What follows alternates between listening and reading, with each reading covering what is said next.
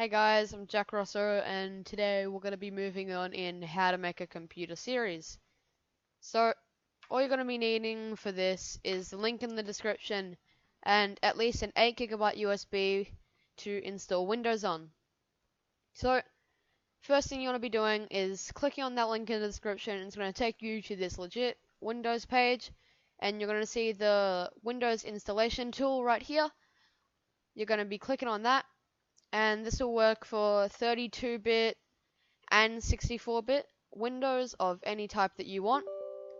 So I'm just going to allow that onto my computer. Make sure you already have your USB plugged in so you can be moving right on to pushing the Microsoft file onto that USB. So I'm just going to wait for a few things to get ready, and it's going to bring up a page of the terms and services. Obviously going to want to accept that, and going to wait a few more seconds for the next prompt. So this will be working on anything that you want to install Windows onto, a new PC that doesn't have anything on it yet, and it's going to be plugging it into that PC, and it'll just go straight onto it. So the two options that it's going to give you after you've waited is upgrade this PC now or create an installation media, and that's the one we're going to be doing, as this is a bootable drive for a different PC. So get next. Now this is where you're going to be doing 64-bit or 32-bit. So that the recommended options is what I'm going to be using anyway, but for the sake of this video, you choose your edition, which for me is going to be Windows 10, and 32-bit or 64-bit. And if you're going to be using both, you can do both, so you can install it on multiple computers. Now, if you want to do that, you're going to need to have more than an 8GB USB. And for this purpose, we're going to be doing a 64-bit. So go to next, and it'll bring up this. So it's going to show you that it's going to need to be at least 8GB, and there's also an ISO file. We're not going to be wanting that one, so we're going to be going for the USB flash drive. So obviously you should already have your USB plugged into your computer, and it should be coming up here as a removable drive. I'm going to be selecting that and going on next.